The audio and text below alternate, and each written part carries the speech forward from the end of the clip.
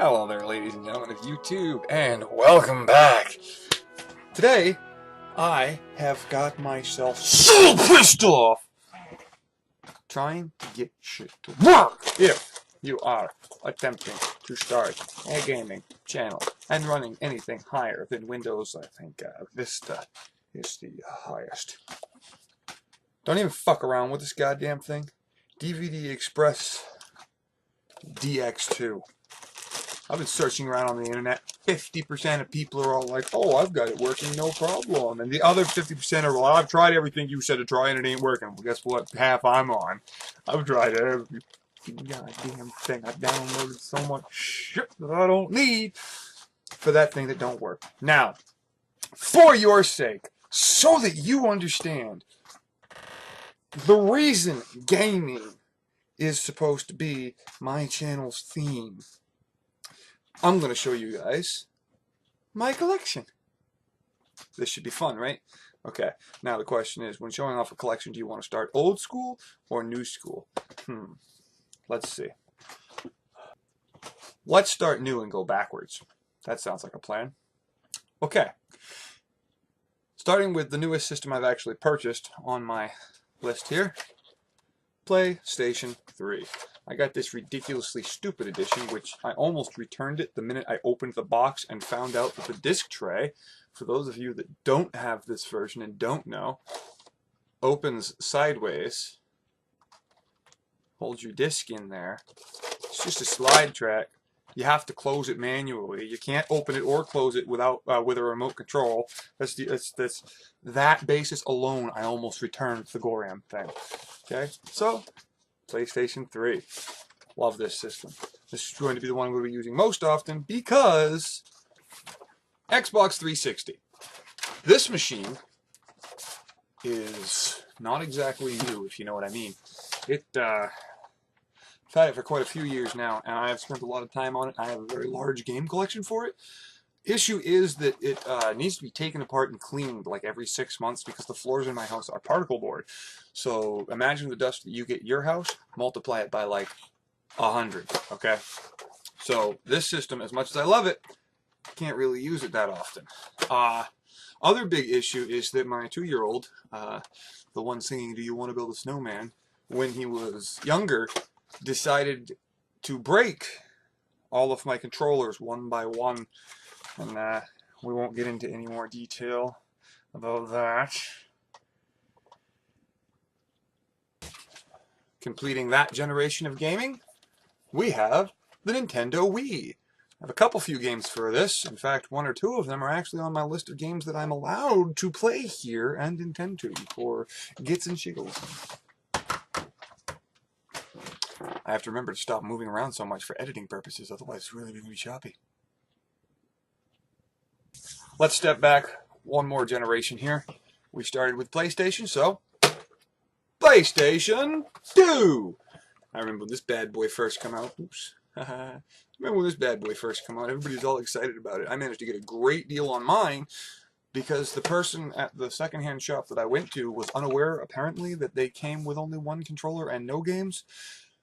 When it was still brand new and being sold for like $200 in the stores, I got mine for $125. She said the only reason I went that cheap is because the controller was busted. But it came with like 5 games and a memory card.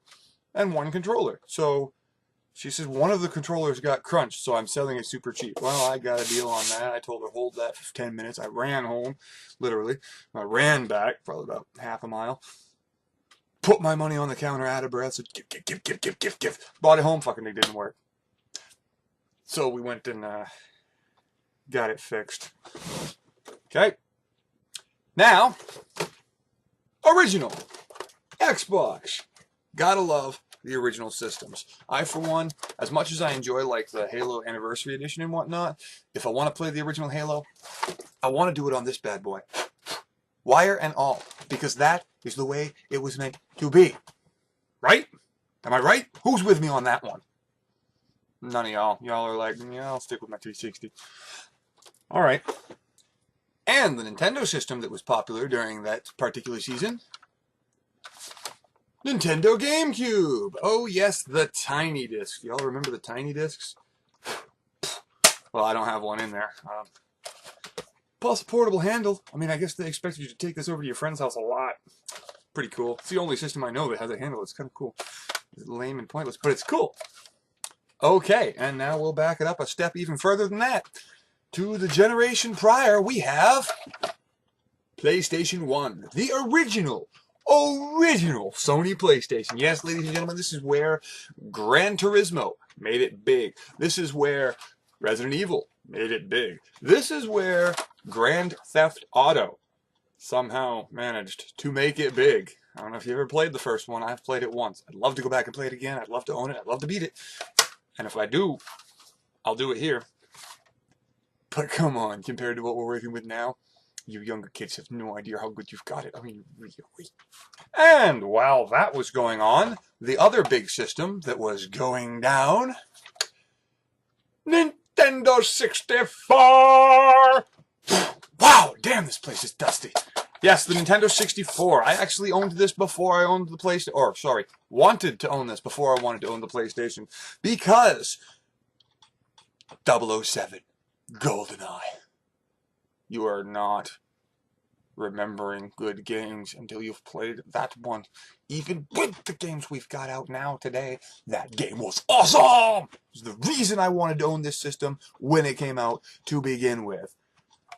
Cartridge fed. Before discs. A lot of you people that are with me are going to remember this one. The short-lived Sega Dreamcast. Yes, that's right. It was a disc fed. Gee, crikey. Really got to dust again. Disc fed Sega Dreamcast system. Beautiful thing. That's back when discs were first starting, right there next to the Sony PlayStation when Sony decided to join the race. Oh, these guys, Sony, were so good. They bumped Sega right off the list, I guess. I don't know. Next up, I'm showing this one because, honestly, I have no idea what this one was paired with. It was so long ago. This is the first disc-fed game system that I ever heard about. Okay? I didn't own one until very recently, actually. Very, very recently, actually. And now I suddenly own two. Go figure. I don't know what this cartridge is for. I'm thinking maybe it's for that 64-bit. Next one we're going to show you had an upgrade on it that was a 64-bit. Maybe that's what that cartridge slot is for. And before that was the Sega Genesis. Yes, gotta love the Sega Genesis, and that actually is my favorite game for the Sega Genesis. Echo the Dolphin. It is so simple. This game here will zen you. It will calm you. It will be all like, oh, it's so pretty. At the same time that it makes you want to tear it to shreds because it's so darned impossible to do! Yeah, I've beat it before, but tell you what, this one brings back some memories. I remember when I was younger, my dad used to play this, and I get my temper towards video games from my pappy. Yeah, I do. My dad gave it to me 100%. When he would play this game, we would be over the neighbor's house, which was 3 doors down, in the country, which means it was like 2.5 football fields away. We'd be inside their house, and we'd be hearing my dad go,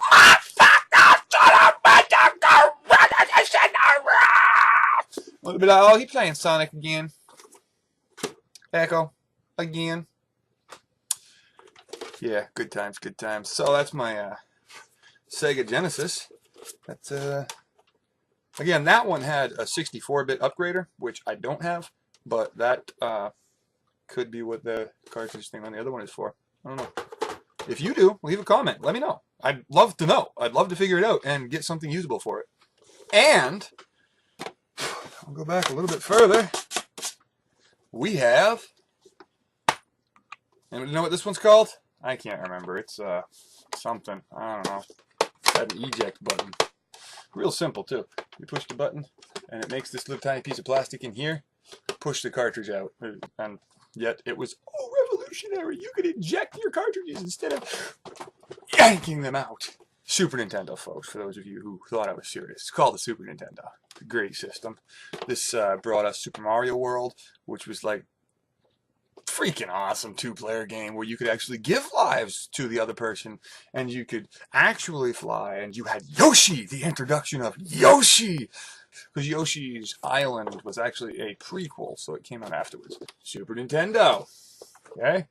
And I've learned Nintendo's actually kind of pricks. They won't let you download any of their GORAM games. But anyone they own the copyrights, you're not even allowed to download it for non-monetized videos. What the hell?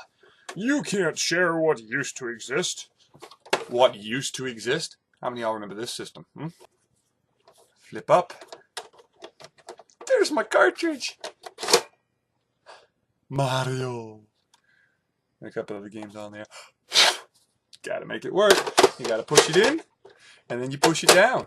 Oh, you push it down. Oh, it worked. Then you hit the power button, and it starts blinking red. So you hit the power button again and turn it off. And you push it up, and you push it down, and you push it down. And then you hit the power button, and it blinks red, and it goes, ding, ding, ding, and then you gotta keep fucking with the goddamn thing, and you hit the reset button, you gotta power push it. You push it just a little bit to the left, you pull it just a little bit to the right, you twerk it just a little bit, pull up on this while pushing down on this, and holding reset with this, and pulling the plug with your ear.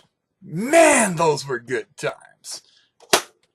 You young gamers nowadays with your PlayStation 4s and your Xbox Ones and all this other stuff that you're used to do not know what you're missing with the original gaming system. Wait a minute. Well, that isn't right, is it? The original gaming system? There was something way before this. The hell was it? The Atari.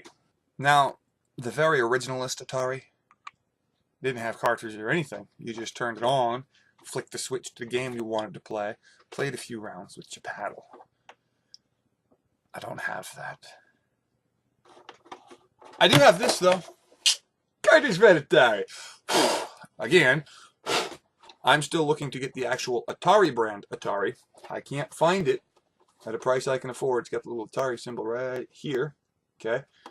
But this is the Sears Master System, which back in the day of Atari, now mind you, this is before my time. Even I'm not that old. I did grow up with this thing, but even I'm not that old, okay?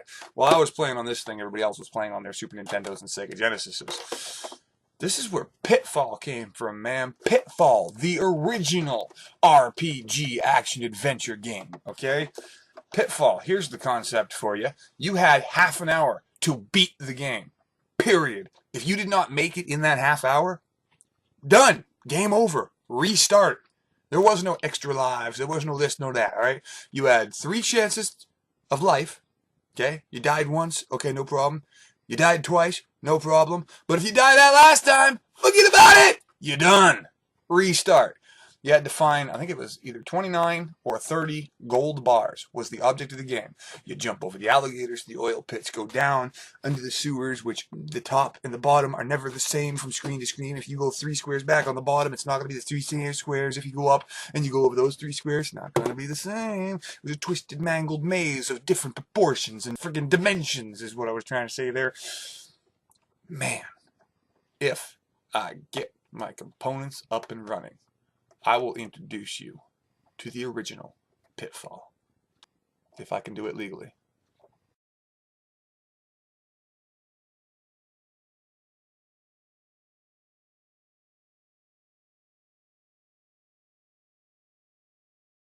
Alright, now, sometime, if y'all like this video, then someday, probably sooner than later if you actually like this video, I will go through and show you also my portable systems, because it's not just gaming at home that I enjoy gaming on the road.